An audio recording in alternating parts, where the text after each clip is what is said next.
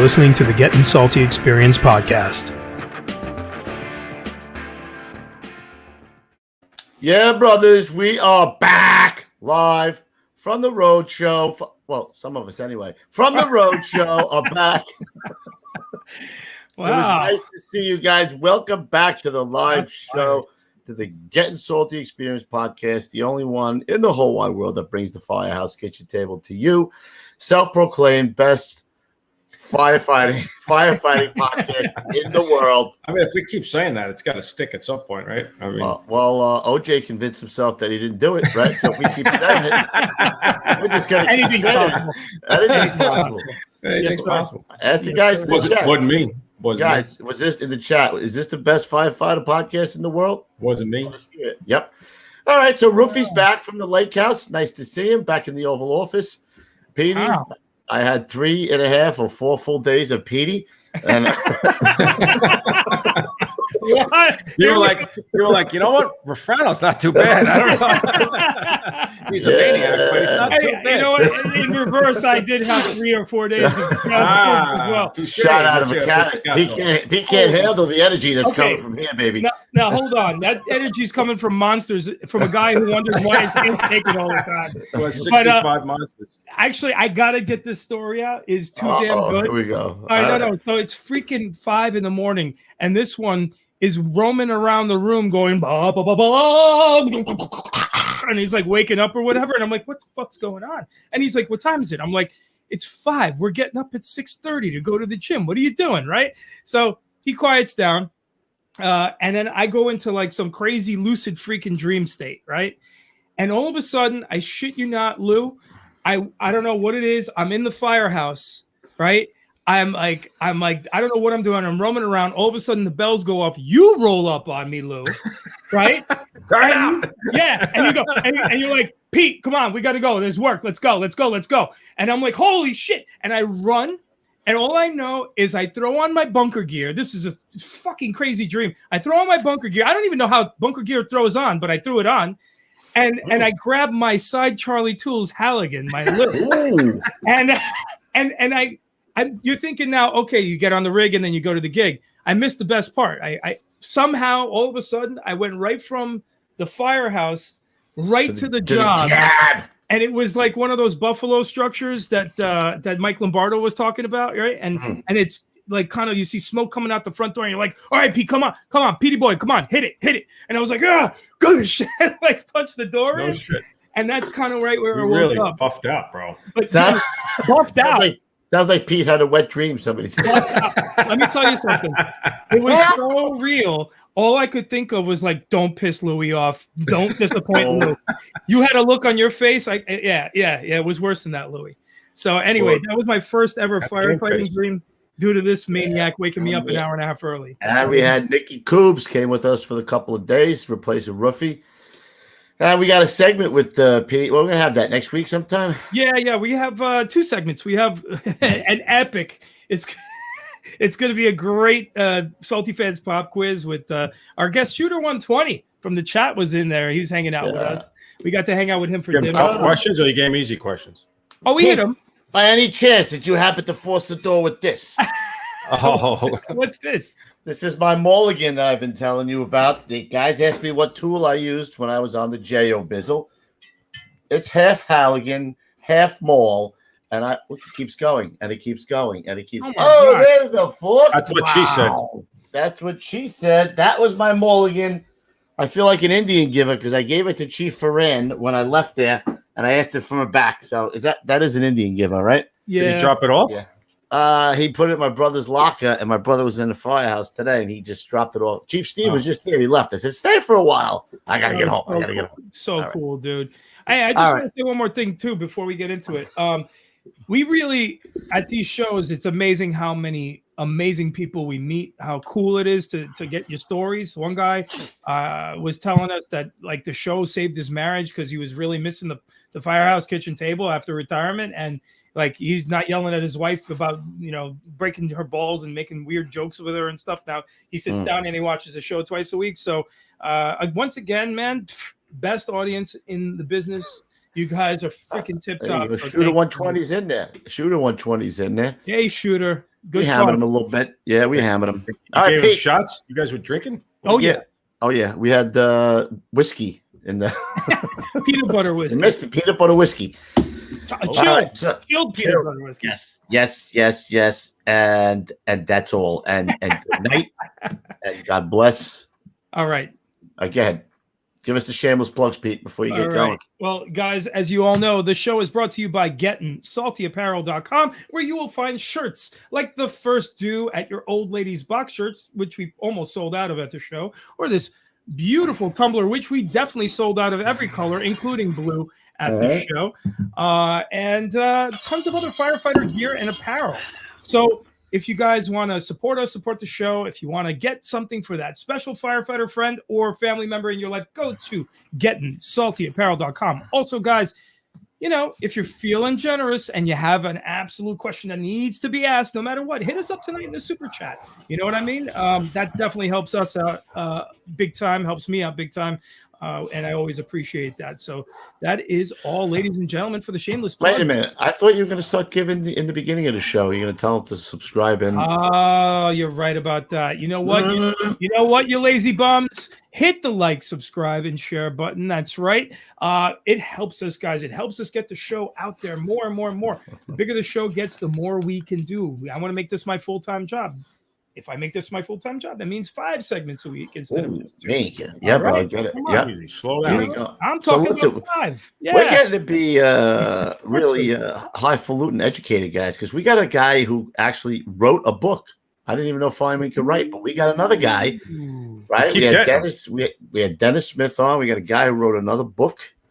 Kearney, we had Joe Kearney on. Yeah, man. Yep. We had Tilly, even though she's not a firefighter, but we got, you know, this is starting to become a very educational educated program.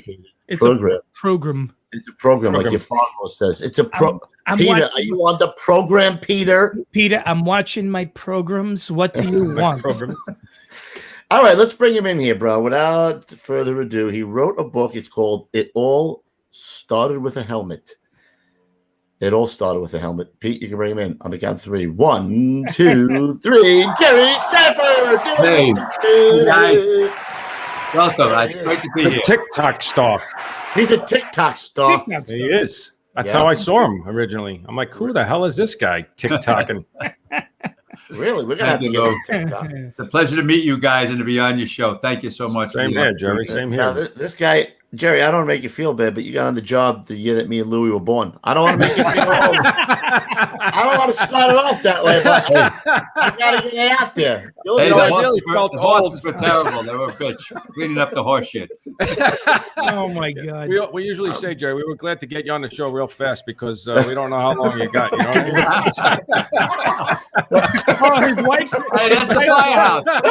He's laughing in the background. Good Lord. Listen, if you didn't break my balls, I wouldn't think you loved me anymore. There you go. Hey, now you're That's talking, what it Jerry. is. Yeah, Pete got a lot of love this week. I can tell you that much.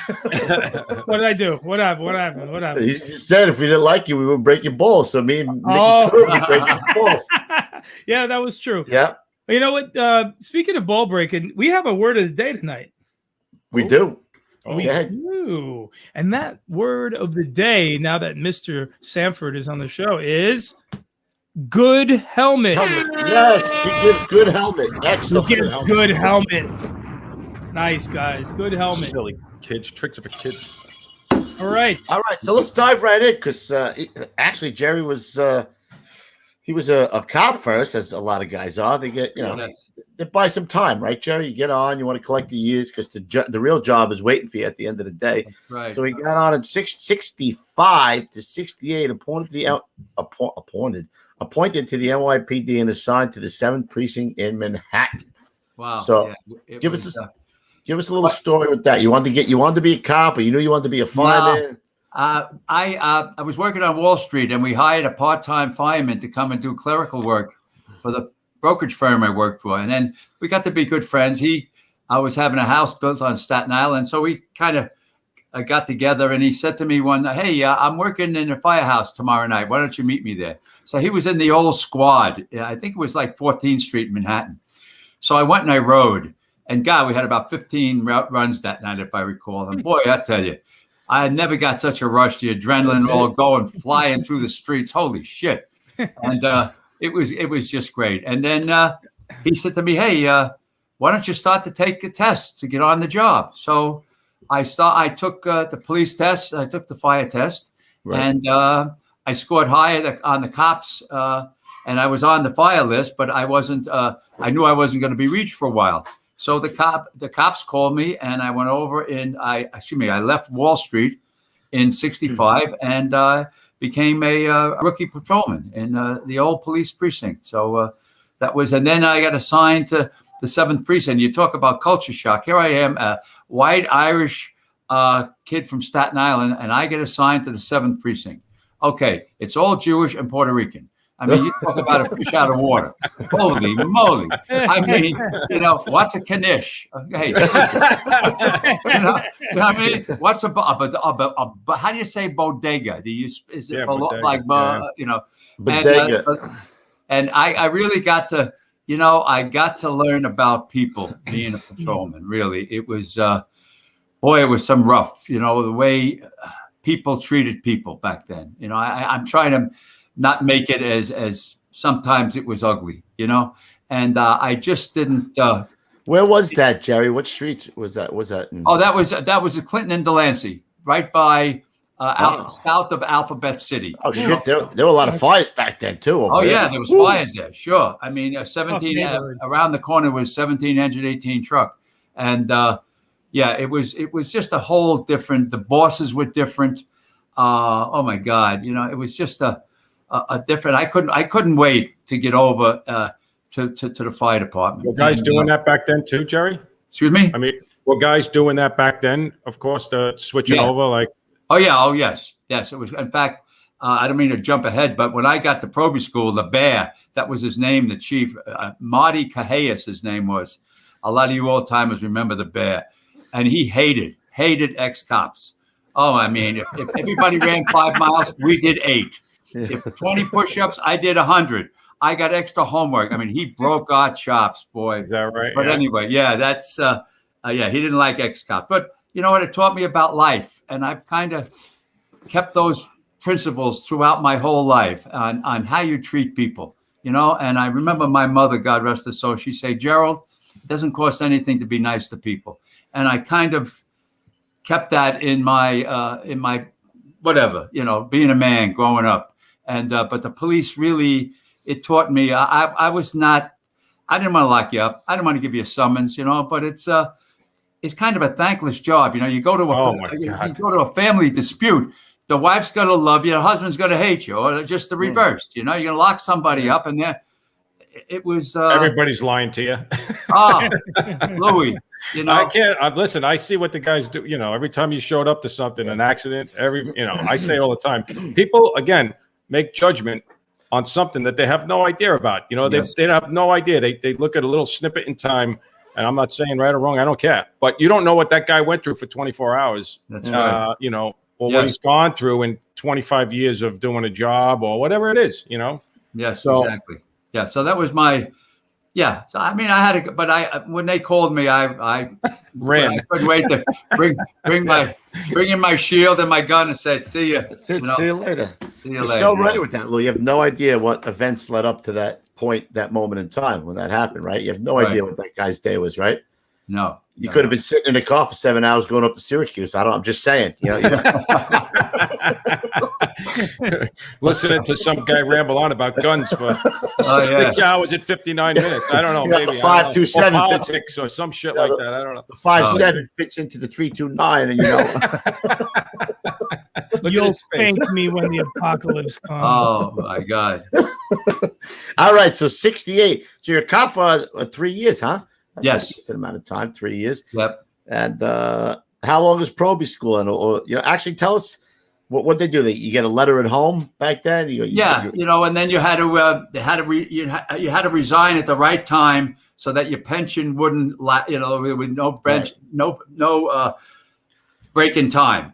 So you went from a police officer at 11:59 tonight, and at midnight you were FDNY. That's kind of how it worked. I don't know if back then you got a letter or they were doing smoke signals back then. I don't know what happened. I think it was pigeons. I think they had pigeons. Coming. Gerald, another bird is coming in. Yeah. That's fucking my God. Yeah. So and then you go to the Rock, and it was on Welfare Island back in the day. And you went through Proby School. And, how many weeks was Proby School back then, Jerry? Oh gosh, it was, I guess 2 or 3 months we were out there, and it was hot. It was June to like August, September. Yeah, it was hot. It was at least 3 months. I think it was at least 3 months, and it was brutal. Out on the, stretching lines. Smoke room and all that went with it. Lou, you went through it yourself years ago, and it was quite an experience. Yes, it was. But again, the bosses, it was like night and day. The way they treated you, compared to the PD was a big difference. Big difference. I'm just going to jump ahead. I remember my first night tour when I was assigned to 23 truck, and we had a deputy in quarters, the 5th Division. And I walked in the kitchen. I'm nervous. And I'm saying hello. And I sit down, and this man sits next to me, and I look at him, and he's got an eagle here. And I'm about to shit in my pants. I'm thinking, holy shit, there's a deputy chief, and he's sitting next to me. And he put out his hand, and he said, "Hi, I'm Hugh Gormley, not deputy chief. I'm Hugh Gormley." He said, "Welcome to the job." I almost fell off. It was just, he's, I think, equal to like an inspector or a deputy inspector. You would have had to see 4 sergeants, 3 police officers, three lieutenants, and a captain before you even got to see the inspector. That was just, that alone, what a difference. That is the case. I would say 99% of the time, anytime you saw somebody, they always was first name, right? It was never. No. Never. No. He's the deputy chief. I'm a Proby, for Christ's sake. I just got out of the academy, and he's shaking my hand. Wow. That's the salt and pepper. I'm like, holy shit. Is this? Yeah, it was. That's how it was. I don't want to get ahead of my stories, but that was, I'll never forget that. So how'd you get over to 23 truck? That's a pretty busy place. Do we know somebody? Or do we that was kind of I guess the luck of the draw and called a fixer. Now we're just getting our assignments, and I was so naive. I didn't know Manhattan at all, hardly. So I see ladder 23. So stupid ass here. I think, oh, good, that's not bad. That's 23rd Street. How far could that be? I live on Staten Island. How? That's going to be an easy commute. Well, so I say, hey, I'm on ladder 23rd Street. So the lieutenants, of course, you think they'd let that go by. Oh, no. Hey, this stupid ass over there thinks he's going to 23rd Street, but ladder 23. He said, hey, welcome to Harlem. What? What? I don't think they could send you any further. Maybe just the Bronx, but that's it. Look, from 139th Street in Amsterdam Avenue to Staten Island. Holy Christ. Wow. Yeah. Oh, yeah. I did that, I don't know, 3-4. It was just a 2-hour commute over to George Washington Bridge, da-da-da. And that's when there was no traffic. Yes. Today, forget it. That would be like a 4-hour trip. 1968. It was. Wow. I had a guy in my Proby school, something similar to that, Jerry. They're giving out the assignments, and they call this guy's name. I don't want to say what his name is. Matt Neary will know. He knows the story. So they call it blah, blah, blah. Engine 287. He goes, yeah, man, engine 287. Bed-Stuy, Brooklyn, baby. They're like, sit down, asshole. That's Elmhurst, Queens. I know. We swing and a miss. He struck him out.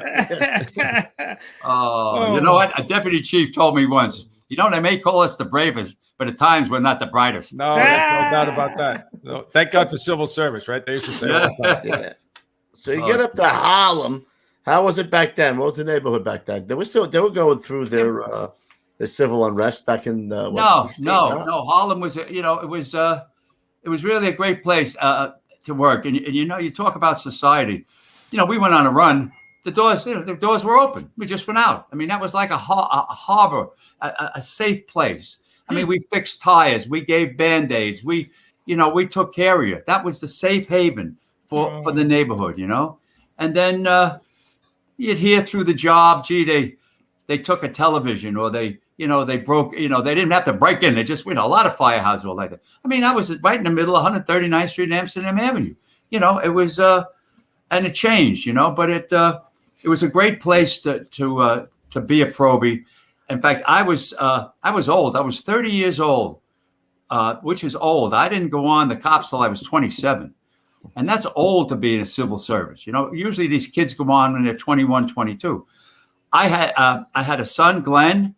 I had a house, and and this number, I play the number every now and then. The starting salary for a police officer in 1965 was $7,032. 7,032, and that's what I made as a cop.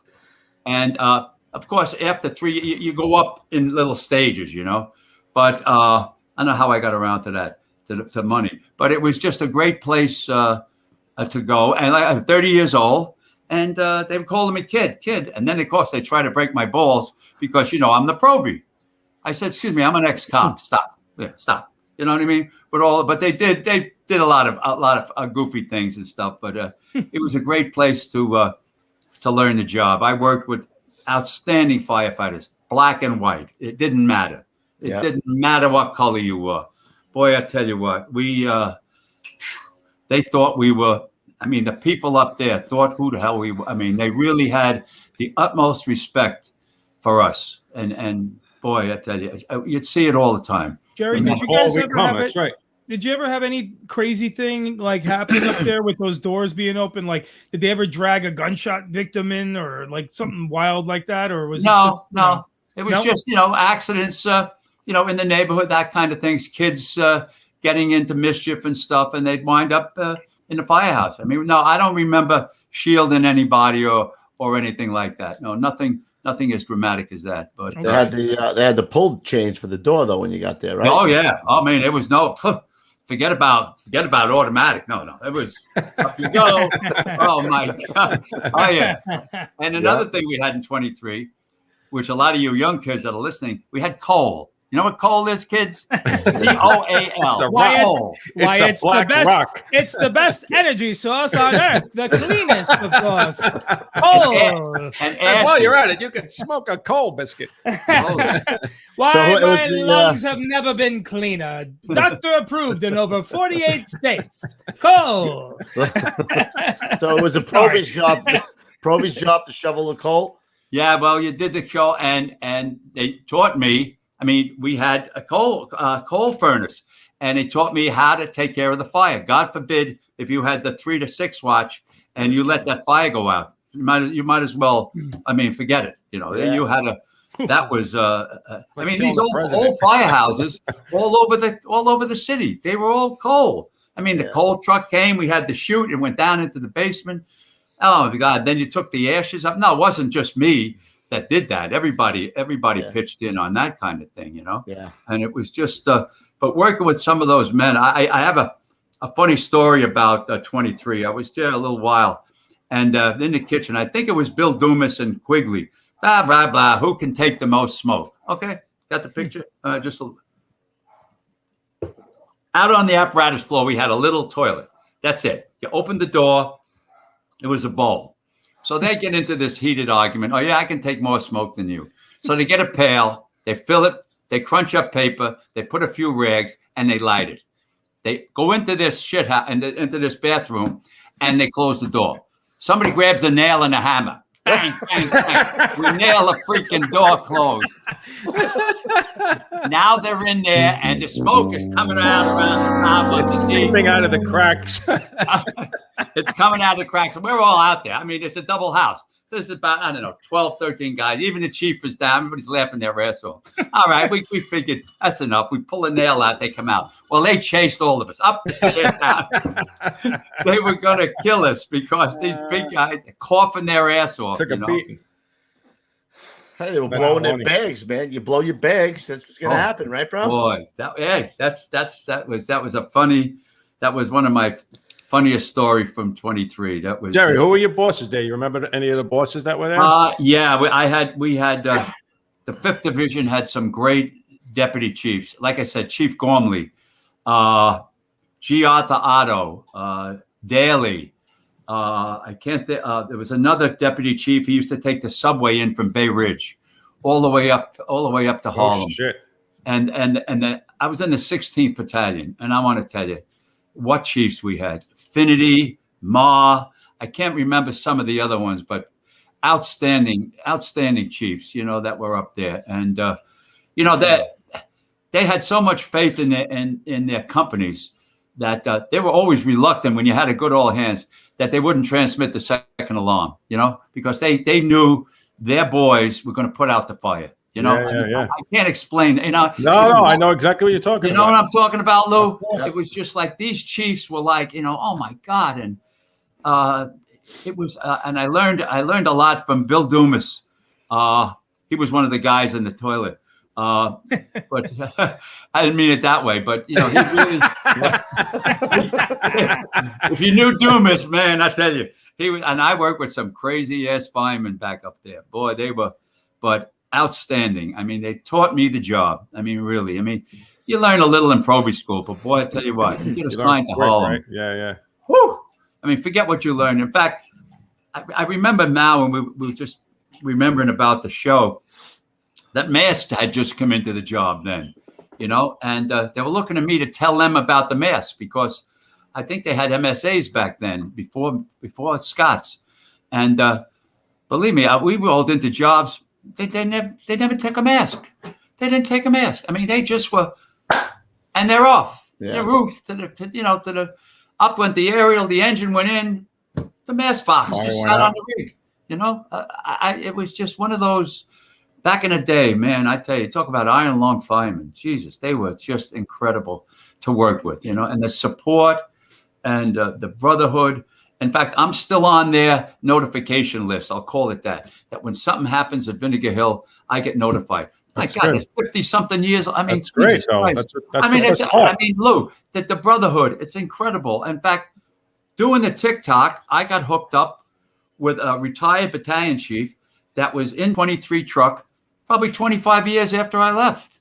But we have that. Didn't matter. Yeah, it don't matter. I was on the phone with him for about an hour. No, we were talking all about the guys and who was there and who do you remember. And I mean, they still send me, unfortunately, when the guys pass away, I don't know a lot of them because my age group guys are all are gone. But it was just a fantastic, and all those companies in the 16th Battalion, all of them were busy. I was going to say 30 truck you run in with, right? Yeah, 30 truck was with 59 engine. Yep. 84 and 34. In fact, that's one of my down a little bit of a story. I was working the night. The Timmy Gray from Ladder 34, he had the roof position, and he went up to the roof to ventilate, and somehow the protective cover or something over the elevator shaft was missing, and Timmy Gray was killed. He walked right off the roof, right down the elevator shaft. And I was working that night in 23, and I never forgot that. That was around 1971 or 1970. I'd have to look at it. But Timmy Gray, that was that was actually my first tragic. When you're on the job, you remember all of those, right? I remember all of those, Lou. That was my first. Mine was the Watt Street fire. Oh gosh. Yeah, Drennen and. Oh God, John Drennen. I don't mean to. And Jimmy Young and Chris Seidenberg. Seidenberg, yeah. I was in the press office then when that happened, when that flash over and caught those guys Watt Street, and Jimmy and Chris, they were instantly gone, and John Drennen, who I knew on Staten Island for a long time, and he was the captain of 5 truck, and he lived for 40 days, and I would go to the burn center and see him and all, and just a sidebar. It's funny, Lou, you should mention John Drennen. He passes away, and now Bill Feehan, my mentor and dear friend, he's the acting fire commissioner because Howard Safer's in Washington doing something. And this is an incredible story. You never know what happens in your day. I have to meet Richie Shearer in Cardinal O'Connor's library because we're burying John Drennen from St. Patrick's Cathedral. And I can't even believe where I'm going and who I'm meeting. I meet the cardinal, kiss his ring. I mean, there's this immense library, and there's the schematic of the first floor of St. Patrick's Cathedral. Okay, I said, all right, now I got the press pen. I'm going to put them here. Then we're going to put the dignitaries. I mean, all of this. And my phone rings, and it's one of the secretaries, and she says to me from headquarters, Commissioner Phoebe wanted me to call you. President Clinton is going to ladder 5. I'm like, what? 24 and 5. I think that's what the numbers were, Lou, if I'm not mistaken. Yeah. Mm-hmm. And so I go, I say goodbye, leave the Cardinals' residence, and I go lights and sirens to the Hilton Hotel. At the same time, Vina Drennen and her children are being brought up to the Hilton. Oh, wait a minute, I'm getting ahead of my story. He's going to ladder 5. Okay, that's the next one. So I get down there, lights and sirens. Of course, Secret Service, helicopters flying. Oh, it's a frozen zone. Everybody's talking into their collars, all of that the Secret Service does. And I get there, and the president's due. The Secret Service says, yeah, he's due in about 40 minutes. So I go into the firehouse, and I have to tell you, it looked like it didn't look good. I mean, I'm one of those guys, hey, coffee cups, and, so I said, give me a roll call. They're looking at me, who the fuck are you? Who the hell are you? And they don't know who I am. So I get the officers down. I says, come on, I'm Jerry Sanford. Come on. I said, President Clinton, what do you think these helicopters are here for? Because they're coming down because they like you? Get these guys shaved. Get them in their uniforms. I says, you got 20 minutes. They're like, okay, well, guess what? They came down. They all lined up. And around the corner, I almost shit myself. Here comes the presidential monster with the flags. I'm like, holy with the flags. I mean, I got, Yeah. And I'm like, the M60s and all that shit. Bill Feehan, acting fire commissioner, and him and I, door opens up, and out comes Clinton. D.B. Myers, his press secretary, was with him. And I shake his hand, and he commissioner, and he went right down the line, But I have to tell you, you ever shake hands with a fish? I don't want to be political, but shake my hand, Bill, for Christ's sake. I actually shook a little fishy. I shook the same fish's hand, actually, and I got the same vibe, dude. It was, it was the weird, and even the women in the room stopped moving.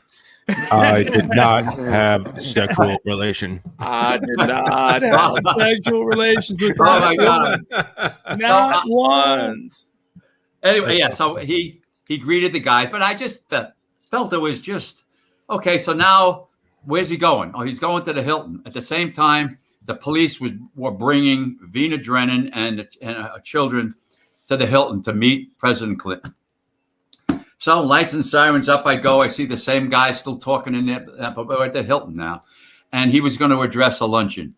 So we get escorted in. Off the stage to the side was a private room.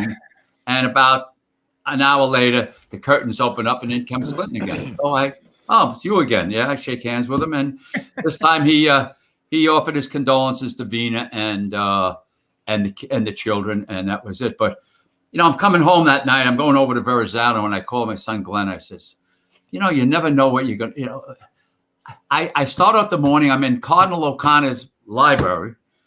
I leave there, and I'm with President Clinton. You hear me, Glenn? President Clinton twice.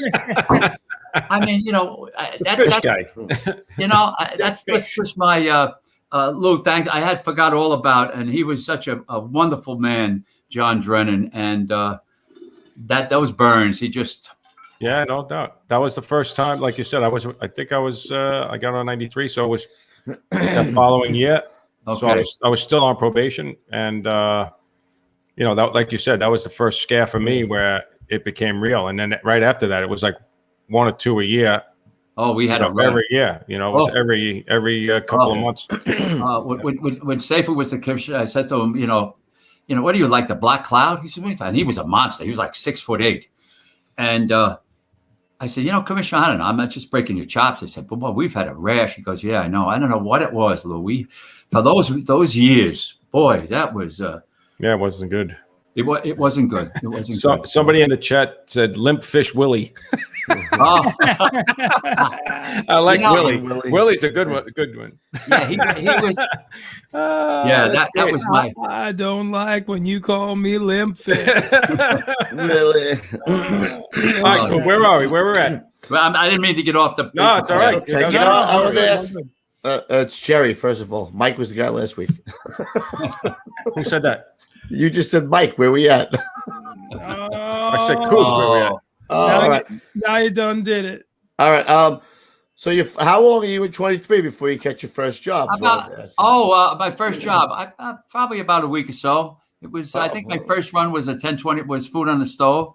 I kind of remember that, and I also remember I love being in the tiller. You know, I was the Proby, and I had this great tillerman, Carl Taylor. He was a gentle giant, and I don't know, on the job just a week or two, and he said, "Come on the way back, get up in the tiller." I mean, that was like climbing 4 stories. You know, up, boom, boom.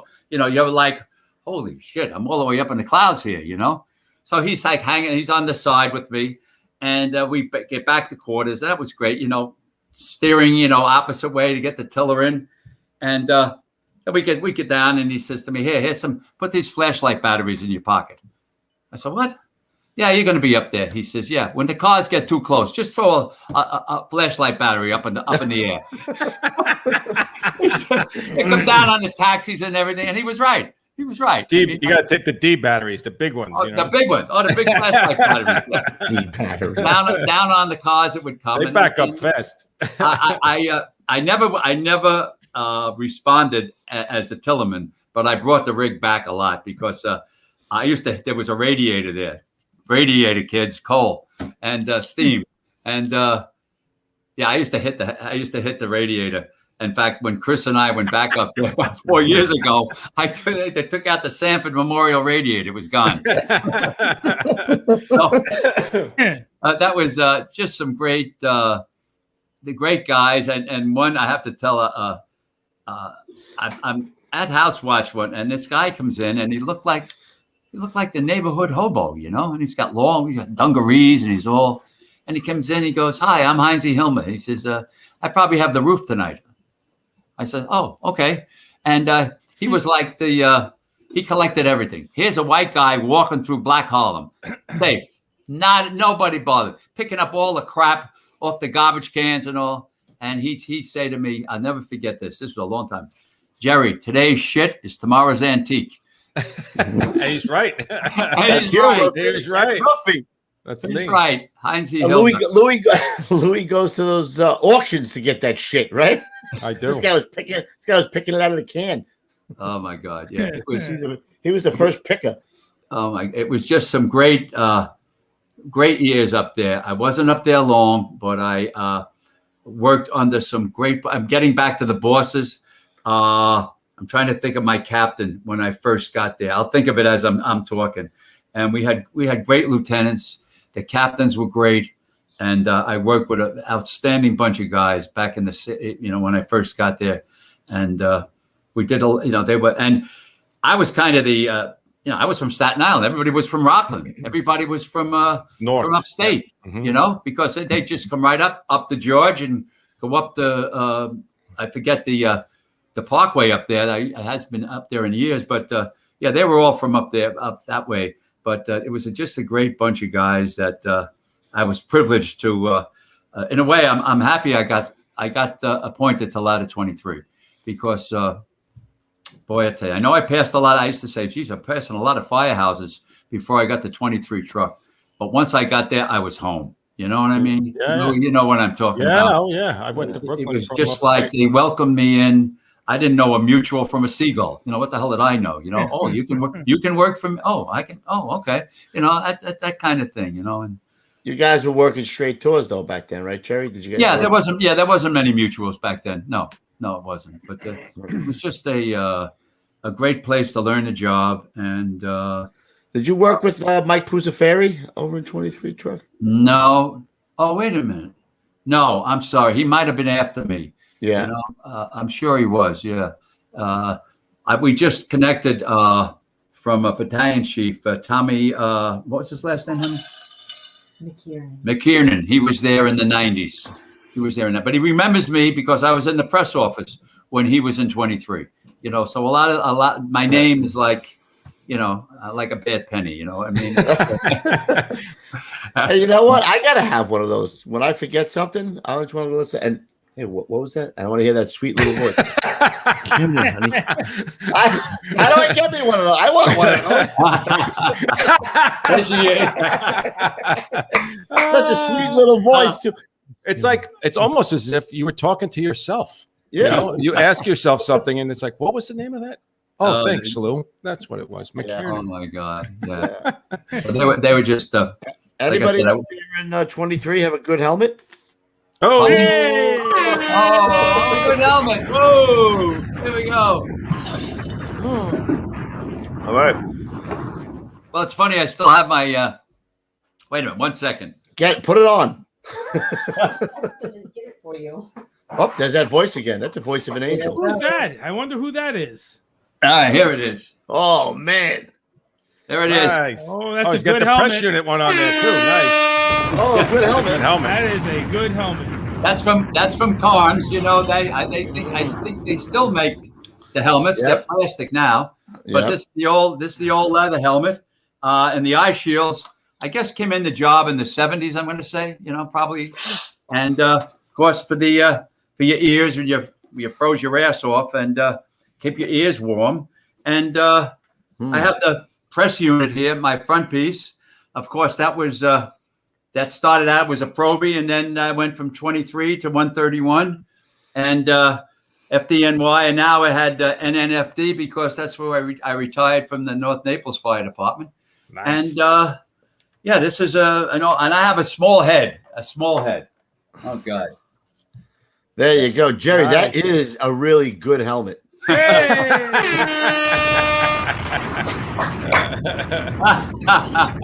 Anyway, so Jerry, let me ask you that. So getting to that. So you're passing all these firehouses, right?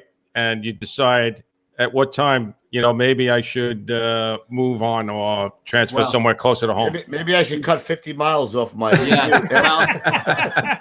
Yes. Well, at the time, my wife was going through some medical stuff, so I had two boys, Glenn and David. So I just thought that, gosh, you know, I'd like to get a little closer to Staten Island, you know. So my mother-in-law was living with us. She was an enormous help when I was in work, and then I got I forget even how I got a transfer. I wound up in ladder 131 in Red Hook, Brooklyn, and that shaved about half the time off. Yeah. Right off the Gowanus, you know, over to Verrazano, instead of me going up the Jersey Turnpike, you know, that. The kitchen's on the top floor, right there.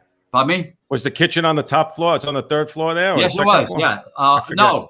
The kitchen in 131 was in the back of the apparatus floor. Oh, then yeah. Yeah, and it was separated. I have a funny story.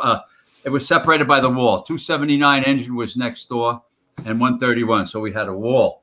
So it's a funny story combination. My first tour in 131, after being transferred from ladder 23, I'm on. I have the 6x9 watch in the morning. I know nobody. This is my first. I know the guys I just worked with, and that's about it.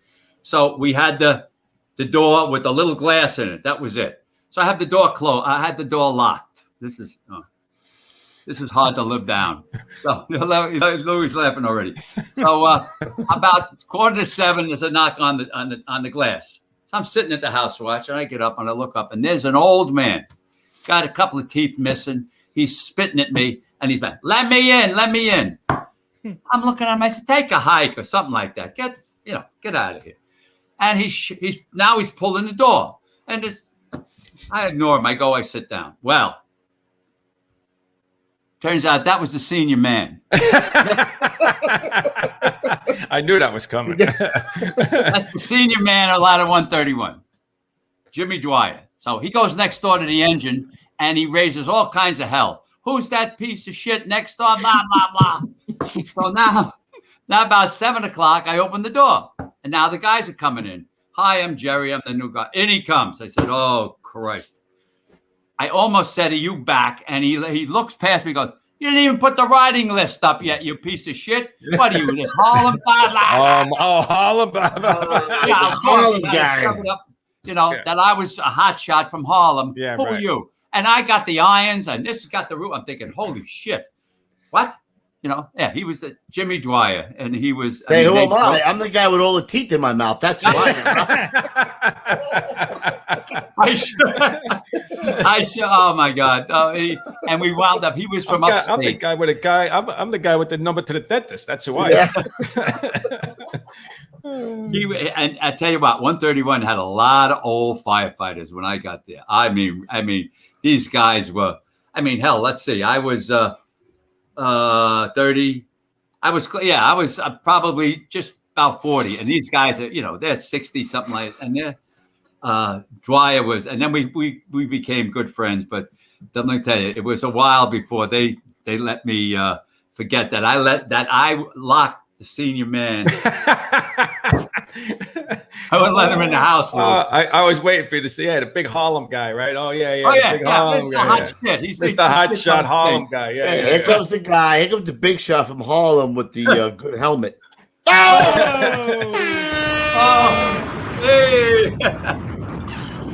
That's funny.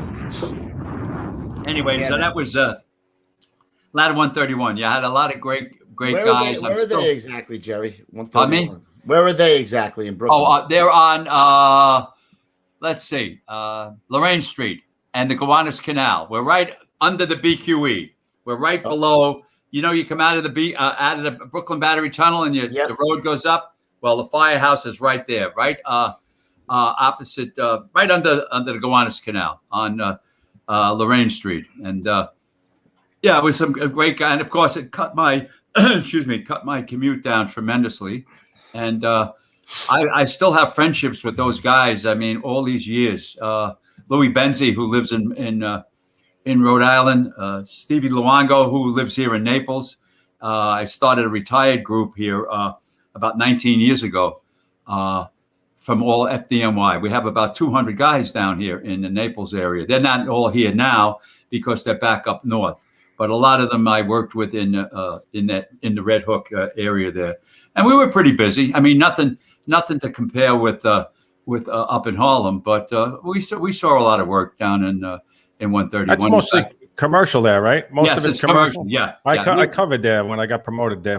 I did a vacation there, and I know they had projects pretty close too, right? Projects and up the Park Slope. We had 3rd Avenue, 4th Avenue. Was a lot of right. 204. They used to run in with 204. Oh yeah, right? 204. Absolutely. Yep. And in fact, 204 was closed. They were just closed. Right. Yeah. They were closed, and O'Hagan. But that was the closest engine, I think, at the time. Yes, it was. Yep. And but there were some good guys there. In fact, a couple of funny stories. Again, I'm new there, and I'm on watch one day, and the Gowanus Canal is like right across the street. And I'm just leaning out, looking at the traffic, and I see smoke. Holy shit. So I turn everybody out. They come down from the kid. Louis laughing already. Was it a tractor trailer or something? No, a tugboat. A tugboat in the Gowanus Canal. I locked the senior man out. Yeah. Oh my God! Strike two. Where's strike three? The big Harlem guy. Follow the smoke. Follow the smoke. The freaking tugboat. They broke my ball. Oh my God! My God. I love it. That was a tough one. After locking out Jimmy Dwyer, I send everybody out across the street, and the smoke is moving. Stupid ass, moving up the canal. Yeah.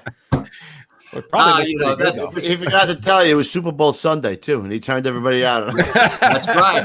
No, he's talking about when they closed all those firehouses. It was the Super Bowl. That is remember right. That? That's right. Yes. 176, the Tin House. That's what they did. Yes, they did. Yeah, they sent them out on runs, and when they came back, the firehouse was locked. That was one of the worst. Can you imagine that? Send them out on a run and come back, and the firehouse is chain linked. It's locked up. Yep, chain. That was horrible days. Horrible days. They were. No, that was. But 131 was a good group, and we had a lot of. I started the. I'm not patting myself. I started the Christmas party there. Back in, when I got there in the 70s. Hey, what do we do anything for the kids here in Christmas? No, what do you want to do? Let's have a Christmas party. Where are you going to get all the stuff? I'll go out. So I went out, me and Ray Sims, and we hit up the merchants, and we brought some of the kids in from the neighborhood, and God knows they needed something. It was all the Puerto Rican projects all around us, and OLTs. So we wound up, and I think to this day they still have the Christmas party at 131. And in the community, you mean? No, in the firehouse. In other words, we started the firehouse Christmas party in Ladder 131, but we brought some of the kids in from that we knew across the street at Hunger. I got you right. We included some of the neighborhood's kids there. And that's how old was Jesus back then? Look at his face. Look at him laughing. He's got that last meal was a bitch. No asparagus. Hey, Nana Callahan's giving me the Malokia right now. Oh my God, son of a bitch. Oh yeah, we had that. Wait, what was my other story about 131? I'm trying to remember the. What about that picture we got? What's that picture, Pete, from 131? Yeah, Pete hasn't showed one picture yet. I mean, what's going on over there? Oh, that was the fire. Yeah, there's one photo. That wasn't a tugboat. You sure that was a fire, not a tugboat? This is a crazy one. Come on. There it is. That was the Patchogue oil fire. That was right down the street behind our quarters of 279 and 131, and I think it was a Sunday night. And we're all in the kitchen, and by that time, the kitchen, Lou, was up on the second floor. They had cut a hole between the two, and we combined the kitchen, and we heard what we thought it was a plane crash. We turned around, we looked out the windows, and we saw this massive fire. So of course we turned out, went right down the street, we threw the bucket up, and the chief said to me and Charlie Wish, we all thinking it's a plane. So we get in the bucket and we get raised up, and we're looking now for a fuselage, of a plane, when in fact it was one of the oil tanks had exploded. I don't know if I don't believe it was a lightning strike, but that was pretty. And then this is taken a couple of days later. I was up in the bucket again, but that was a hairy. In fact, we got a unit citation for that, for what we did. And we actually thought we were going to find a plane. It was that, That's you up in the bucket right there, Jerry? Yeah. I think yes, I got that from the photo unit years ago. Yeah, because they had, by this time, it was a massive, fourth alarm, fifth alarm. So they were bringing in, all kinds of, and we were relieving them, they'd leave their rigs, go take a blow, and we'd go back up. So I believe I was in that. I think it's one, I can't see underneath the bucket. 172. I didn't even see 172 that. 172. Okay. Yeah. They came from all over. We had a lot of help putting out that job, but that was probably one of the hairiest ones that I was involved with when I was in Red Hook. But we had a lot of structure work down there, but not as much as, like I said, up in the 16th Battalion. This was the 3-2 Battalion. In fact, just jumping ahead, when I came up before 9/11, this was 2 days before. This was September 9th. I brought up some people from Naples. We were returning the helmet back, and we went to 131, and I was talking to this young kid, Christian Regenthal, and it turns out he was the firefighter from 131 that was killed on 9/11. Holy shit. That just triggers my. Yeah, I remember talking to this kid all about the job, how much he loved it and all, and he was dead 2 days later. Yeah, so that just. I don't mean to jump into that, but it's all right. That just triggered my memories of that young kid. He was only on the job a few years when he was taken from us, but that was some fire. I'm trying to think about the other.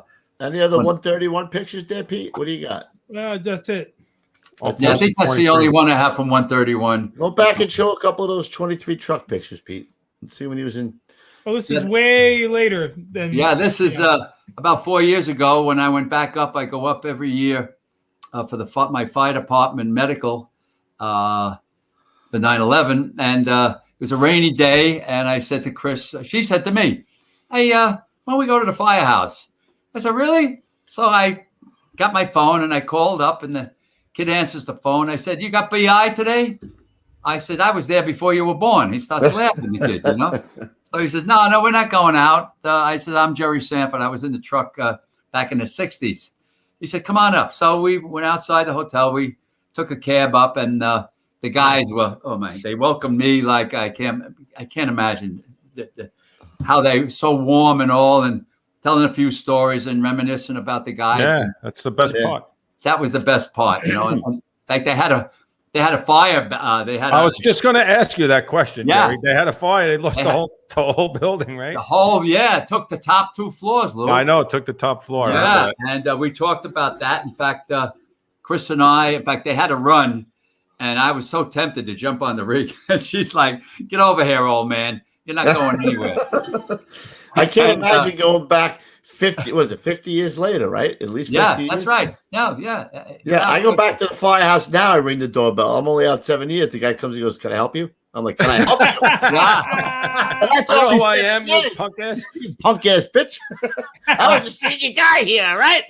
You're a senior man. They let you in. They didn't let you out. Yeah. So the guys were. So they gave me he gave us T-shirts, and we went up and saw the new refurbished 2nd and 3rd floor, and I remember the memories from way back when. You know, it's just a little different. You know, when it's they lost a hell of a lot. I mean, they almost lost the whole building, for crying out loud. And I guess that was, let me tell you, Lou, that was in the 90s, wasn't it? I think it was. Yeah, that or early 2000s. Yeah, maybe so. Yeah, but I was down here. When you were No, saying it had to you be were- here.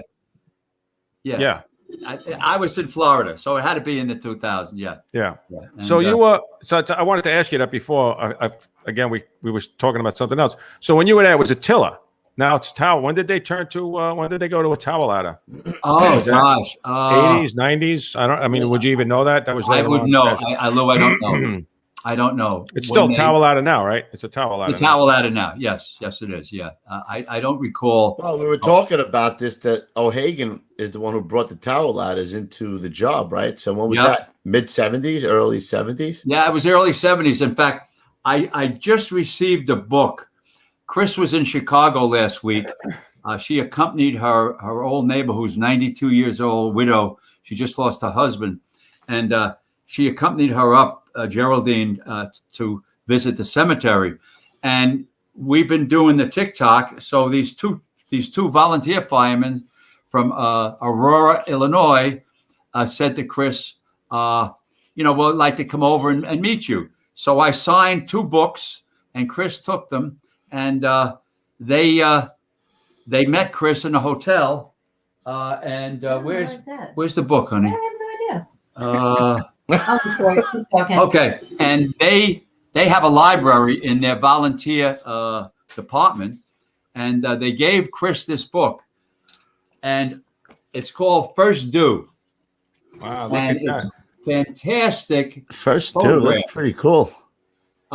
Taken from 1959 to 1979. Oh. And you want to see some fire.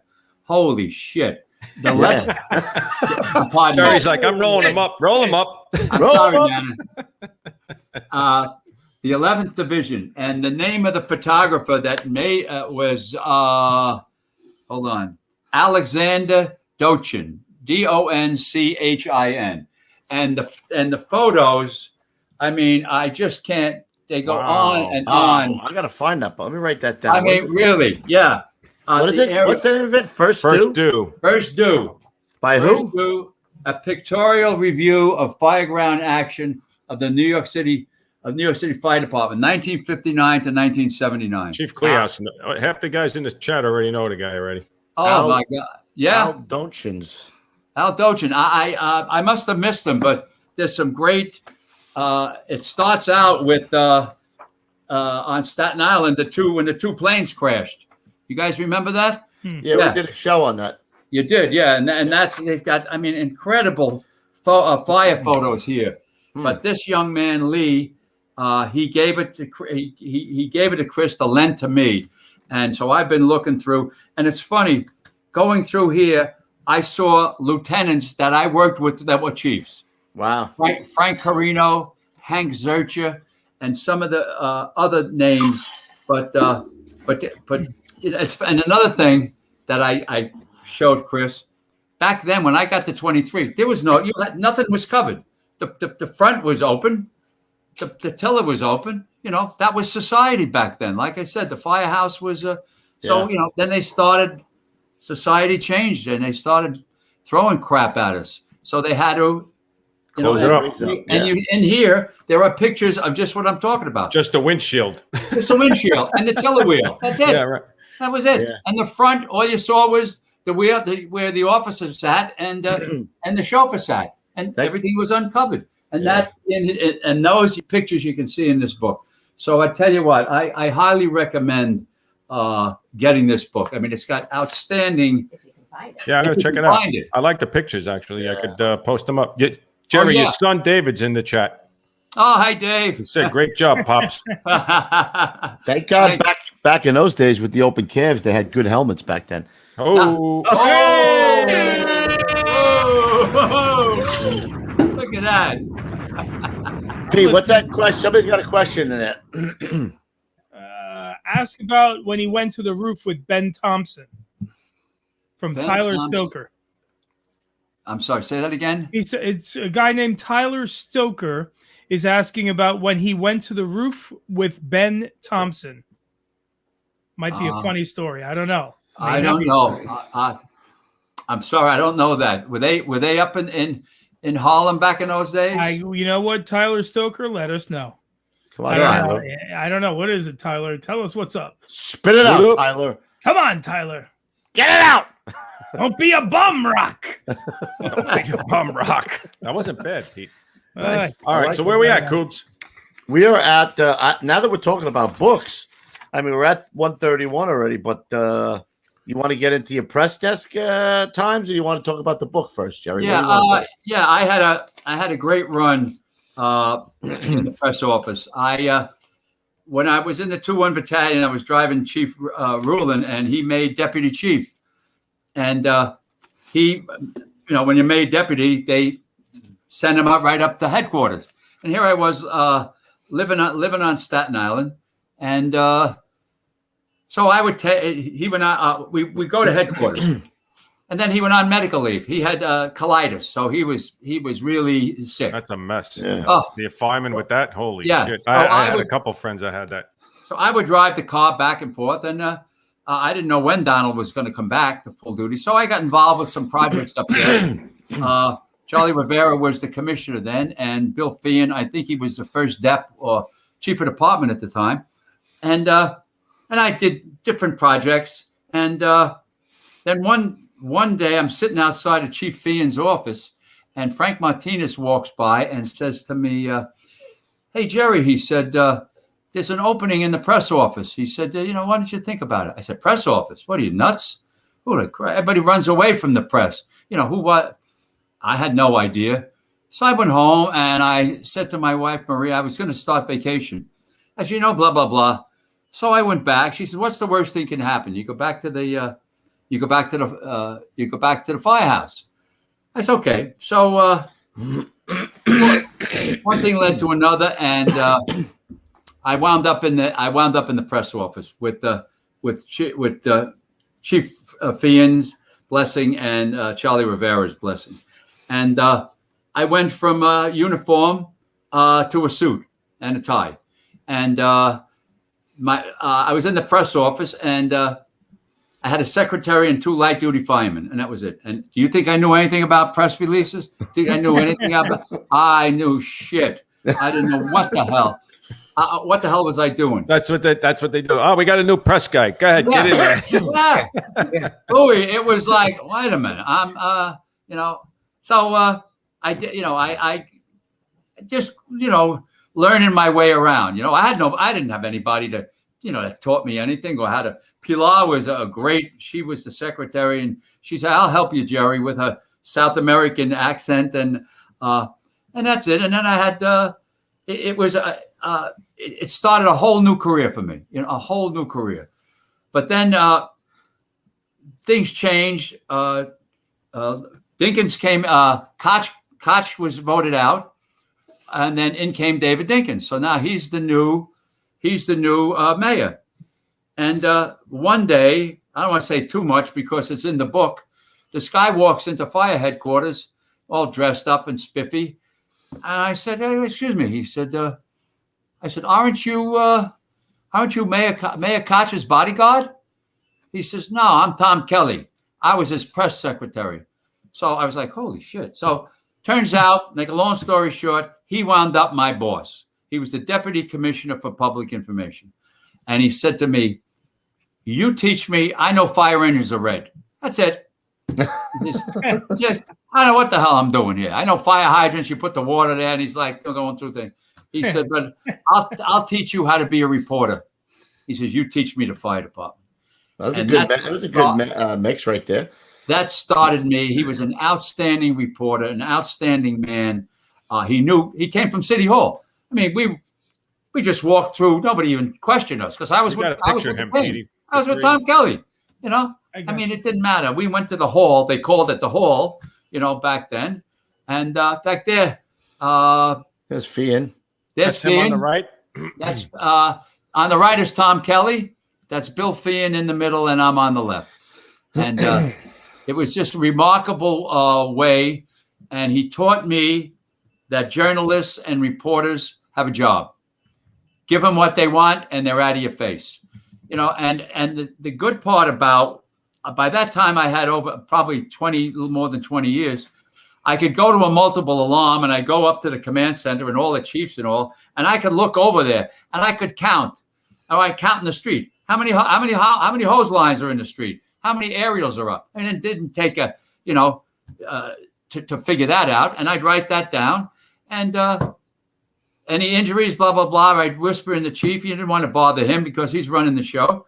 And I turn around and I gather the press and just give them a little bit. And that's all they needed. They had something in the can that they could go live. They'd come, the other trucks would come, they'd throw up their sticks, and they go live from the scene. And then I actually learned from doing it in the street. You know, there was no correspondence course. There was nobody that told me that's a microphone or turn the on button or, that kind of stuff. So you know what I noticed now, Jerry, not to cut you off, but I always used to feel like we didn't always get good press. Like I always felt like we should get better press. Like, like just run-of-the-mill jobs, a single job where somebody makes a grab for a kid or something. That's all these things every day should be. I mean, again, I don't know if they post all that stuff. You know, it gets buried on page 25. Yeah. But, I think they definitely do that, more. I think that I see that more and more and more, so that's definitely, I always felt like, sometimes we wouldn't even know, being in the firehouse, you wouldn't even know what the hell was going on in the next borough. You know what I mean? True. Yeah. But that was the media. You know what I mean? That was them. Yeah. They, I get these light duty firemen. I try to get them up there to help. They were in the press office. And then when they got good enough, a little experience, I would send them out to a job, and I say, look, don't be disappointed, because something's big going to come out and you're going to be standing there and just get the information from the chiefs. And if they show up, you give it to them. But many, many times, Lou, you're right. They don't show up. They don't show up. Right. But, and it's funny. I look back now and I see Jamie Yukas, who I worked with on the street. She was a young reporter for WCBS. And now she's like the lead reporter out in LA. And who's the kid on Fox, honey? Eric Shawn. Oh, yeah.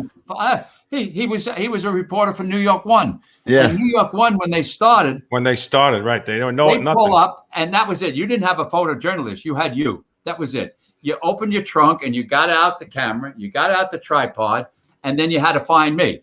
So I was, again, I helped them out.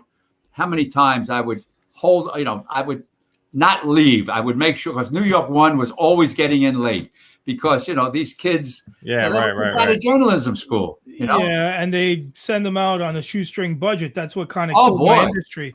And it's like, I watch these people, dudes, if you guys think it's bad, just doing these low budget productions, they go out by themselves with one camera and they have to figure out the shot and guess where they're going to be in the shot. It's crazy. It's crazy. Yes. I just have one, one thought triggers another. there was a plane that came down, a cargo plane out in JFK, and David Dinkins was the mayor. So of course I'm responding, and so I go flying out there, and of course once you're on airport property, oh, I'm sorry, stop. They don't care who you are. You got to be escorted in. You got to be escorted in. You got it.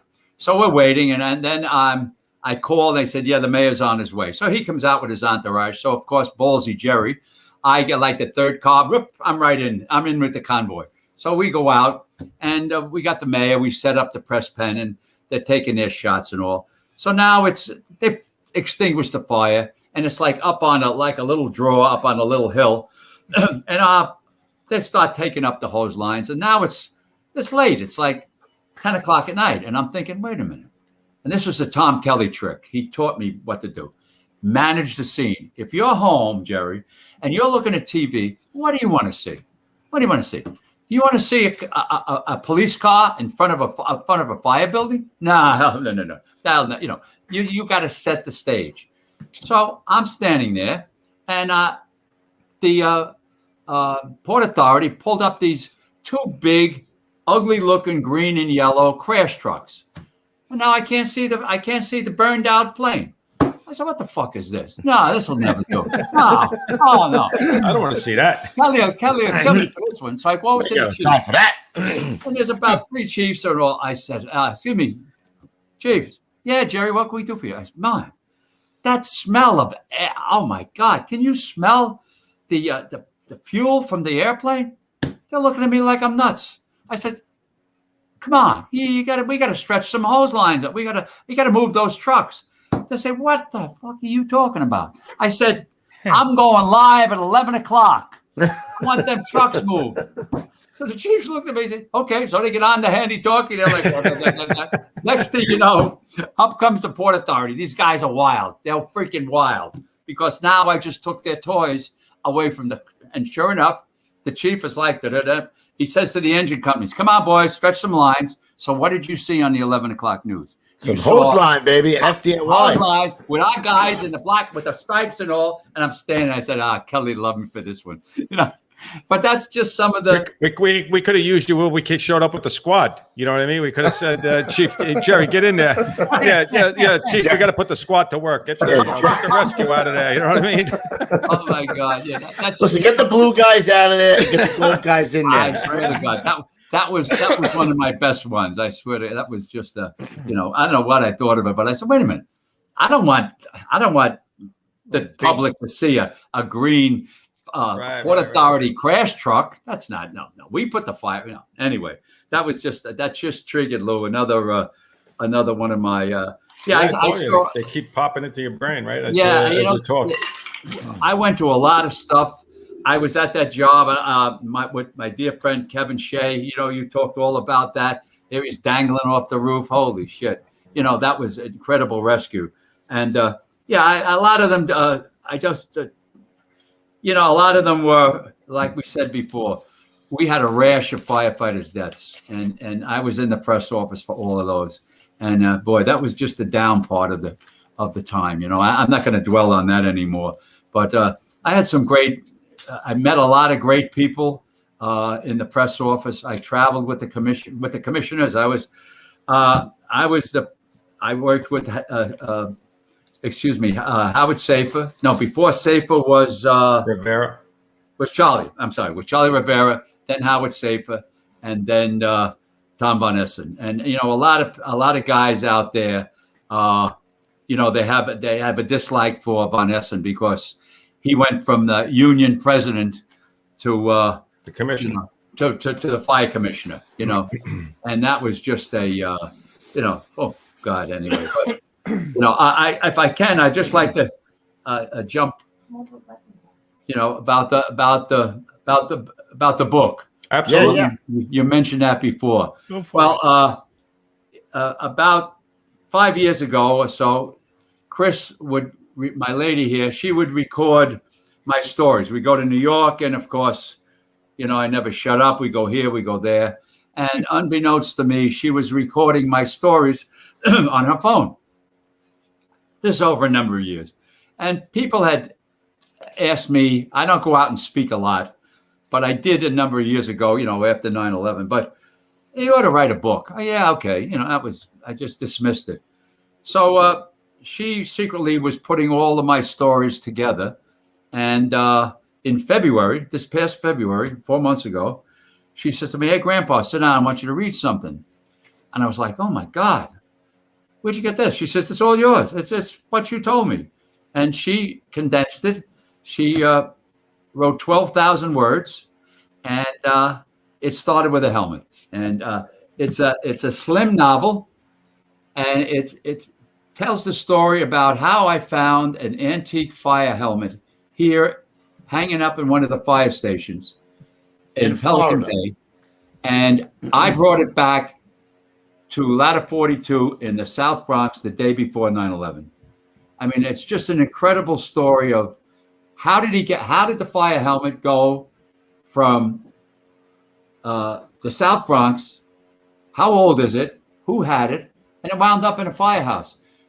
And Chief Tobin, who hired me, I guess I'm working about a month.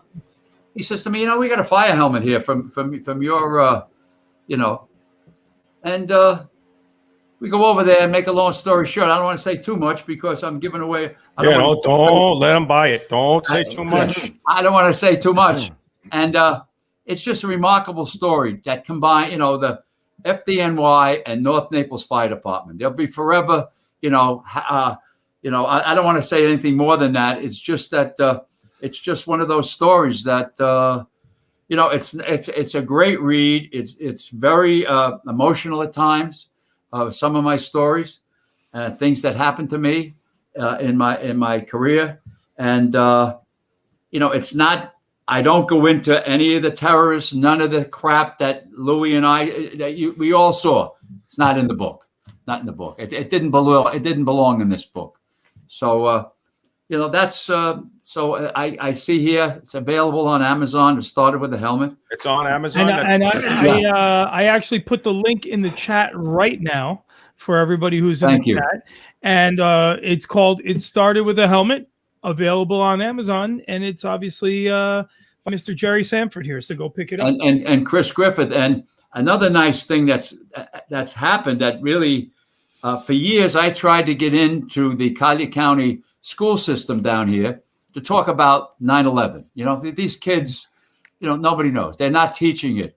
So for our birthdays this year, Chris is in May and I'm in June. We did a little skit, not a skit. We did a little pitch, and we said, "Look, for our birthday, you know how you do it. For our birthday this year, we'd like donations so we can provide educators and teachers a copy of our book so that they can pass on to the kids." And we've had a tremendous response. Her and I together, we raised about $4,000. Wow, that's great. Over our 2 birthdays, So we've sent out. We've just started hearing from these educators. Chris, they've been emailing Chris, and that's what we're doing.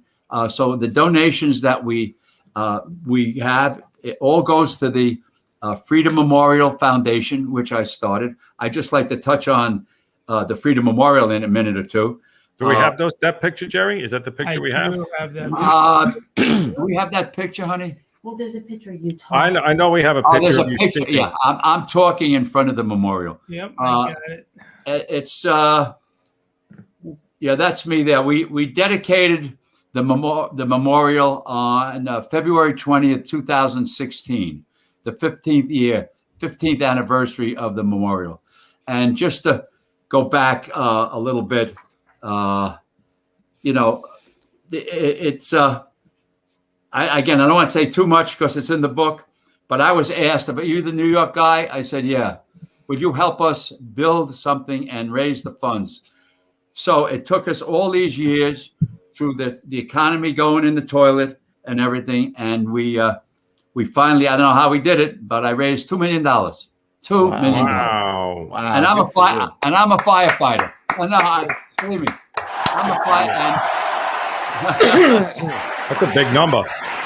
That's a big number. Did you have to, Jerry? Did you have to strong arm anybody? Did you do any of this? Hey, Moose, Rocco, help the judge find his checkbook, will you? Oh. You know, people said, why did it take you all these years when we live in the richest, probably one of the richest counties in the United States, Collier County. I mean, planes fly over here like they're flies. Mosquitoes, you know what I mean? right? Yeah. It's just incredible. Well, it was just that I had a great committee. My Gulf Coast retired firefighters, my brothers. I don't have to tell you. We had golf tournaments. We did car washes. We did swamp buggy races. We did all kinds of stuff to raise the money. And then finally, I guess we stalled around 2008, 2009. And then I realized that the people in the county, when you ask them for money, they're like, oh, it's a county project. Nah, I don't. So I said, you know what? I'm going to form a foundation. So I formed the Freedom Memorial Foundation of Collier County. So around the site was a fence. And there was a big sign outside with my phone number on it. I get the phone calls. When are you going to finish that piece of shit? It's an eyesore. You know, it's ugly. It was great. It was great. You know, and I just the public. Yeah, exactly. So I guess it was 2013, 14 maybe, and the mayor at the time, John Sorey, calls me up and he says to me, hey, with this deep Tennessee accent, hey, how much money you got in your foundation? I said, Mayor, I got about $650. He said, what? You ain't going to finish the memorial. I said, you mean the eyesore, Mayor? Yeah, okay. So he says, let's get together. So I get down and he brings the people that own those planes, all right? Not us. He brings the people that fly on these planes and to this meeting. I mean, it was some real movers and shakers. So he says, okay, we're going to start this and that. And, you know, let's have a fundraiser at the park. Okay. Let's charge. I mean, this was over many meetings. We'll charge $250 and $500 a seat. I said, holy shit. Okay. So back up a little bit. And he calls me one day. I still have $650. And he says to me, where can I wire money to you? I said, wire money? I don't know. I got to call the bank. I call the bank like a Mama Luke. How do you wire money? What's your account number? How the hell do I know? I get the account number. I call him back, and he said, I took Jay and Patty Baker down to the memorial this weekend, and they walked around, and they were very impressed. I know it's got a fence around it, and they're going to give you $100,000 so you can start the fundraiser. Wow. I said, now, Jay and Patty Baker, Jay Baker started Kohl's department store, all right? Whoa. A Jewish man from Queens. I met him years ago. We talked the Mets, you know, the New York schlock, you know? The shtick. The shtick, that's it. So now I have $100,000. All right, sorry. Now I have money. We're able to hire a tent and everything from Taylor Rental and all. So now we're going to have it down there. About 2 weeks before, I get a call from the Collier County Commissioner's office. Said, Jerry, we want you down here next Tuesday. We have an item on the agenda we want to discuss with you. So I go down. Some of my fireman guys come down with me. And I get up there, and the commissioner says, tell us, because it's their park. It's their park. It's the Collier County Park where the Freedom Memorial sits. Okay? I'm just doing everything except it's their park. So how much do you think you're going to raise that night? How much more do you need? I said, I need $1.3 million. $1.3 million? Hey? I said, yeah, we're going to charge $200 and $500. Where are you going to get all that? I don't know. So Georgia Hiller, one of the commissioners, says, you know what? If you raise over $600,000 that night, what do you say? We'll match Jerry's $600,000? Now, I am almost white. I can't even believe what I'm hearing. All in favor? Aye. 5-0. 5 yes to give Sanford $600,000 if I raise $600,000 to make a fence. Very expensive fence. It's like 44 karat gold fence over there. What's going on?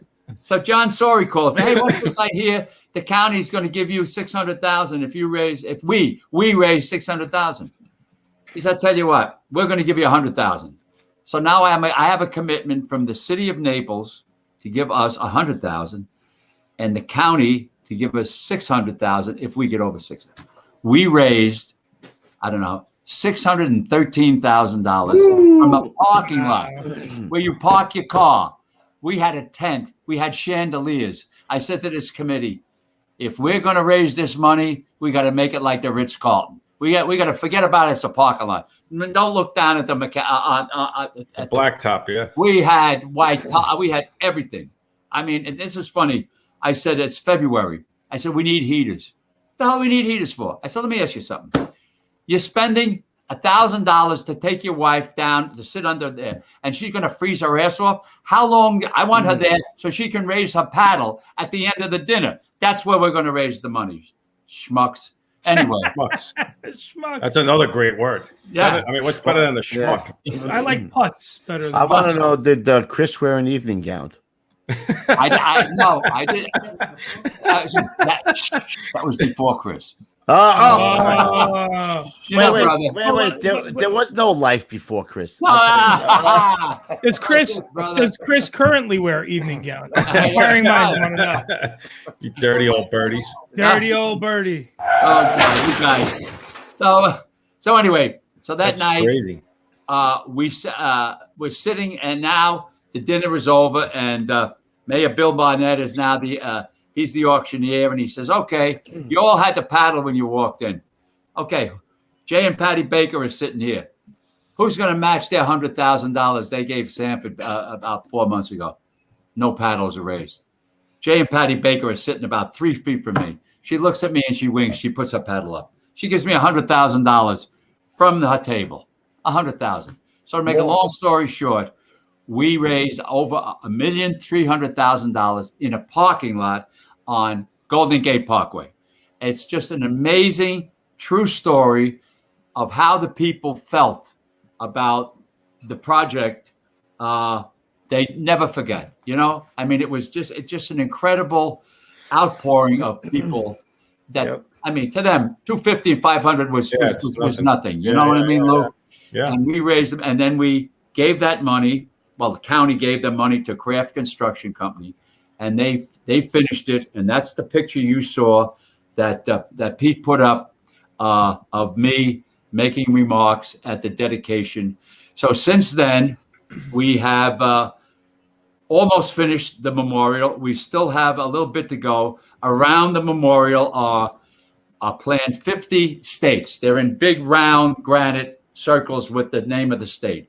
And right now we have 27 already installed. And we need the funding for the additional 23 states. And they're about $1,600 a piece.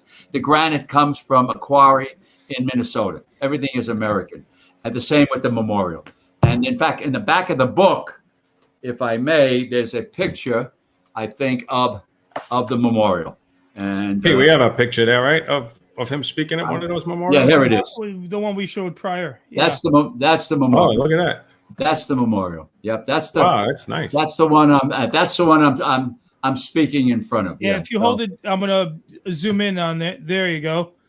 There you go. Oh, what a beautiful. Wow, very nice. It's a glory. It's 13 feet high and 40 foot long. Wow. Waving American flag. It sits on the outline of the United States. I saw that on the floor there. Yeah, very nice. And it's surrounded by the Pentagon, you know. And behind it, I was able to bring down 2 pieces of steel from the World Trade Center, and we have them permanently affixed in the walkway behind it. Awesome. So that's and I don't know how I did it. I mean, it was just I'd go there and it was ugly. And then my retired firefighters, we even painted it gray. It was white, you know, but the spirit of the people down here. And I know it took all these years, and I'm still out there hawking for money for the states. But when you see it, it's I'm very impartial. You know, I mean, yeah, it's great. most beautiful memorials. Jerry, if they want to donate, where do they donate to? To the Freedom Memorial Foundation. We have a website, and you can give give there. Yeah, and then, like I said, it's separate from me. It goes right into the Freedom Memorial Foundation. And you've been a busy little beaver, Jerry. Yeah, I know. It's it's all great. Yeah, I've been in the helping people business with the cop time and all over 50 years, and I'm still involved with the veterans groups.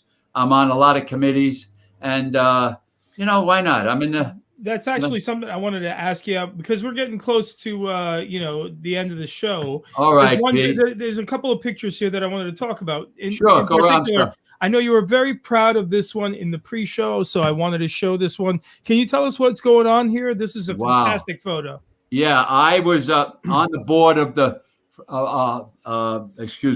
honor flight, where we take World War II and Korean veterans up to Washington, D.C. for the day.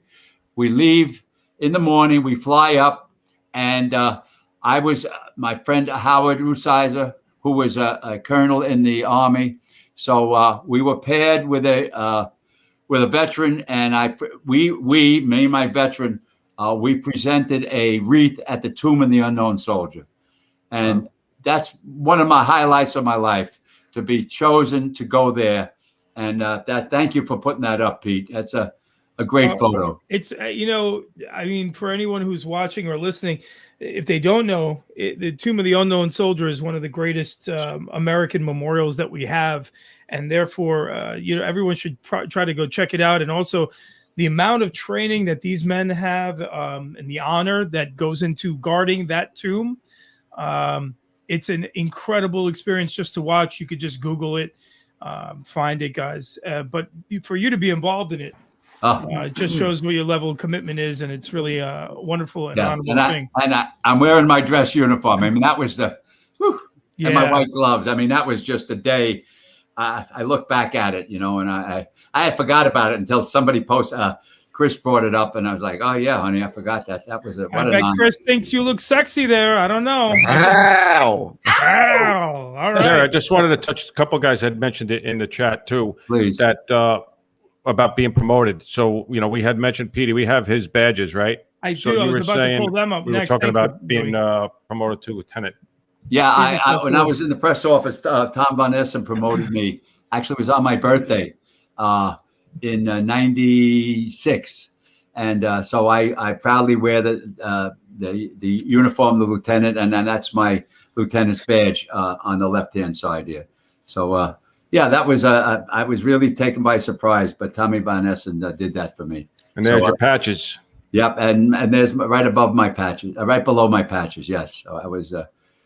Very honored that he thought enough of me to that's great. Make me acting lieutenant. Yes. There's another patch here that I wanted everyone to see that is really cool, because we buff out a little bit on this show. We nerd out, and that's okay. And it's this one that you have around about this photo of the towers. What's this patch right here? Well, that was quite common years ago. It's 3 patches. The one on the bottom is the FDNY, and behind it is the NYPD, and to the right is the Port Authority PD. And a friend of mine, Richie Gibbons, he got that made for me, and I have that proudly displayed in our living room here. And that's just a wonderful, it just shows the camaraderie that day. But what. And the losses that all 3 jobs experienced that day. For sure. And then below it, Chris got this. Where did you find this, honey? At the, pardon me? Goodwill. Oh, at Goodwill. She was in there one day. I can't believe that shit. And can you imagine? Right, look at the Twin Towers. I mean, Beautiful.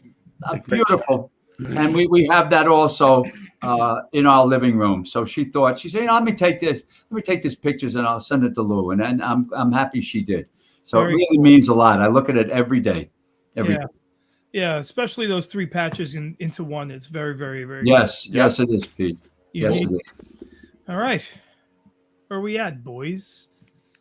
I don't know. Just is there anything else? Sarah, did you have anything else you want to talk about before we go to the old? No, I just have. If anybody knows, I mean, if anybody knows Steve Buscemi out there, I think he'd play a great Jerry in the movie. You know who I'm pushing. You know who Steve Buscemi is, right? Of course. Okay, he was an engineman in Engine 55 in Little Italy, and when 9/11 happened, he dropped whatever production he was doing, and he went to the pile and he dug with his brothers from 55 Engine, and so I call him a brother. I mean, to me, when I see him, he's a fellow firefighter, and he's done. Maybe someday I'll get to meet him and we can chat. But if anybody else out there, I just say that, everybody knows Steve Buscemi. Well, after you talk to him, then, push him this way so we can get him on the show. You know what I mean? Yeah. We've been working on that one for a little bit. Without question, guys. So, I had some notes, but you guys have been so gracious. I guess that's I'm just looking at the tugboat here. I'm going to go on this canal. That was just what an idiot. Get out! And the smoke is moving up the canal. Swinging a miss, he struck him out. So then you know what time it is then, Pete? I do know what time it is, ladies and gentlemen. What time is it? It is time for the old school tip of the day. Hey. Take it away, Jerry. Well, there's a couple of things, and this was I was a Proby in ladder 23, and this was probably my second or third assignment when I had the irons, and we had a good fire, and your adrenaline's going, you're getting all psyched, and we go up. I think it was on the second floor, and they were crawling in, and it really was a heavy smoke. And I have the irons, and I hear some commotion behind me in the engine. I can hear them stretching the line up. And I put the adz end into the door to try to force the door, and somebody taps me on my shoulder. And it was Chief Finity from the 16th Battalion. Here's a battalion chief crawling in with me. And he said, "Hey, kid, why don't you try the door handle first?" So I was like an idiot, but how you're pumping, you're getting all excited. So I don't know if that, and I'd also, that was my, nobody broke my chops for that, but I never forgot that. So you kids out there and you guys, try to open the door. I mean, here I was looking to be my big 145 pounds of dynamite. I'm going to take this. I'm going to take this door in with a Halligan, and then I always, I'm the master of ceremonies when we graduate the students from the fire academy down here, and I show them the St. Florian coin and I tell them the history of that, but I also tell them leave the job better than when you found it, and. There's another one of my, don't tell anybody what we have. 100,000 applicants to be a New York City firefighter. You know what I'm saying? It's an incredible job, leave it better than you found it. Learn from the old guys, get in the books. And I say this Tic Toc at night to these young kids. I hear these questions coming to me, but I guess that's my tip. The old school tip. Try the door handle and leave the job better than when you found it. I like that, Jerry. To be fair, Jerry, in my dream the other night when I was forcing a door with Lou, I didn't try the handle at all. I just went right. I can't believe he was up on the door by the door. He usually runs down. I was right on the door. I thought he was 3 blocks away. I don't know.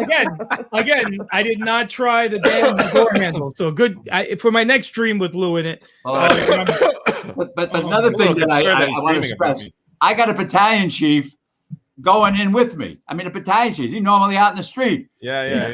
I mean, and that's a small thing. Yeah. But really, when you think back then, these men were unbelievable. That's so I just want to leave you with that. That was just. You check that door for heat, Tim? Oh,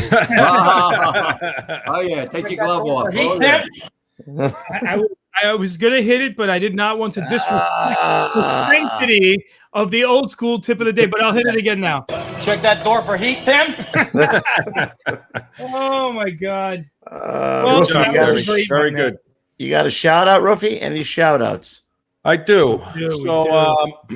So Chief Talba, Paul Talba, retired. He reached out to me, and they're doing a motorcycle run. Petey, if you could post that stuff up there for me. About to post it. So this is Mike was he was basically he was the brother of Captain Patty Brown, Ladder 3. Oh wow. Obviously, Captain made the supreme sacrifice. Yes, he did. So after his retirement, so his brother Mike was also on the job, and after his retirement, he became a doctor. Believe it or not, and he moved to Vegas, and he practiced medicine there. So after 9/11, I'm just reading this through one of the posts. I think it's on New York City Fire Net. This was from the Emerald Society. He made his way, basically jumped in a pickup truck and drove from there to New York City. And when he got there, he basically went to Ladder 3 and the brothers there, and everybody. He basically worked alongside. I'll just read this here. Searched tirelessly alongside the men from Ladder 3. During his search, he grew tremendously close to the people that knew and loved his brother on the job, on and off the job. After a couple months of searching, Mike had the idea of planting a tree in Central Park in memory of Patty. The tree was placed behind the Metropolitan Museum of Modern Art, a spot in the park where Patty loved to jog. A month later, in December of 2001, Patty's remains were recovered from the site. His ashes were sprinkled around the trunk of the tree, which has now grown into a strong, hardy trunk, much to the testament of Pat's life. The months that Mike spent on the pile led to his contraction of 9/11 related cancer. Mike lost his battle. This was last year in October to cancer. And he was with his sister, Carol, and his wife, I guess. And so what they have is this motorcycle run and in Las Vegas. So just take a look at it. I just Googled Michael Everett Brown Memorial Ride, and it came right up to the website. So I think this is happening in September. So just take a peek at it, and if you're out there, definitely get involved.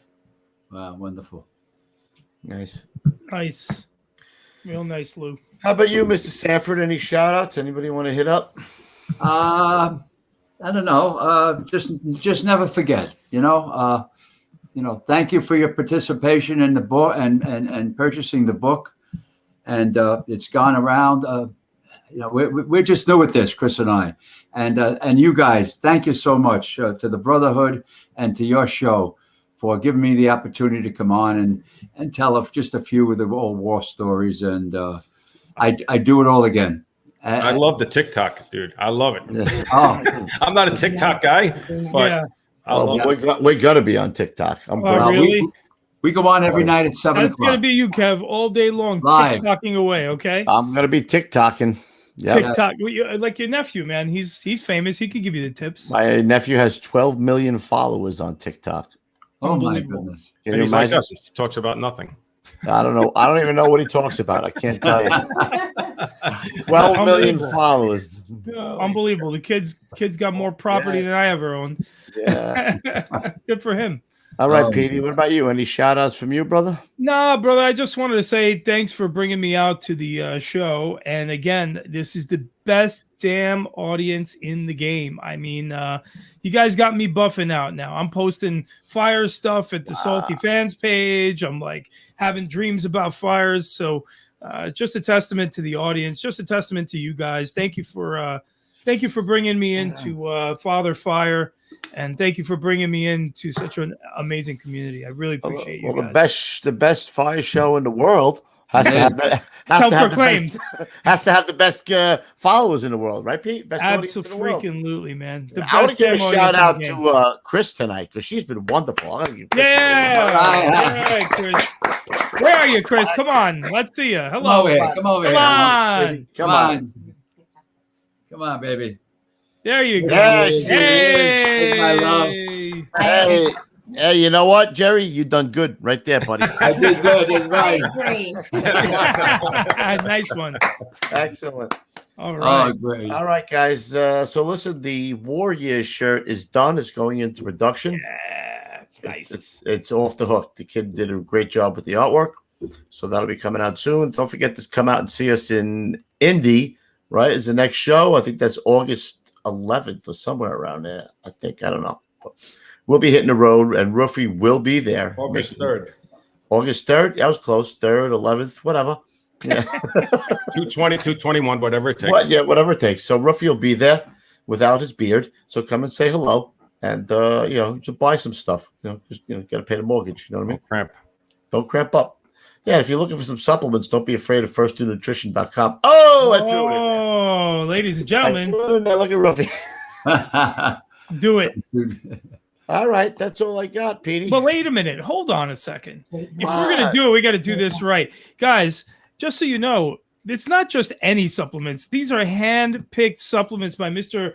Kubes there that actually will not pop positive on any exams for first responders, any drug tests or anything like that. So this isn't any junky stuff that's just off the shelf or just any other high stimulant pre-workout or anything like that. This is high quality stuff, and it's from our brother Kev. So I just want to see it pop off and do well. Firstdonutrition.com, guys. Actually, I you know what, Kev, I forgot. I got to go back in there and order the pre, because I'm out of pre. And I saw you had some kind of berry blast in there, so I'm a fan of berry or watermelon or whatever. So Listen, Jose, stop with that needles included. You threw that line out there. Oh, you son of a bitch! You threw that line out there like three times already. This guy, where is he? Let me find this. Give it to Let me find this theme music. This son of a bitch. Yeah, there he is. He pops in and he's talking shit all night long, but then he hits us with the KO at the end. Thanks, Jose. All right. Take us out there, Petey Kid. All right, guys. Well, if you guys are watching this on YouTube, you should also be listening to the iTunes podcast, Spotify podcast, or wherever fine audio podcasts are found. Guys, do us a favor, please. Just hit the like, subscribe, and or share button at this point. Just do it. Take your dirty finger and put it on that button, because it gives us the ability to grow. And the more we grow, the more we can show. Boom. Also, guys, we are growers and showers. Yes, we are. YouTube.com/Getting Salty Experience, where you guys can find us. Obviously, like, subscribe, and share there, guys. The more of that, the more guests we have. Maybe we get Buscemi on. I don't know. Maybe we get other guys on. You know what I'm saying? Yep. All right? Like, we can't do it without you. Definitely like this show. Subscribe to it. Guys, also find us on Instagram at Salty Dog Inc., where Mr. Refrano curates those awesome salty fire photos and gives you all the last minute info of the show. Guys, GettingSaltyApparel.com. That's how we pay the bills, but we got some other bills that are coming our way that we're going to be paying soon. So pretty cool. But GettingSaltyApparel.com, where you find the first do at your old ladies box t-shirt. I mean, this is a classic right here. Come on. And the tumblers and all the other awesome fire stuff that we have. Thank you to everyone who hooked us up in the super chat. Guys, if you're on Facebook, go to the Getting Salty fans page. It is phenomenal. It's almost like a support group at this point for firefighters. It's amazing.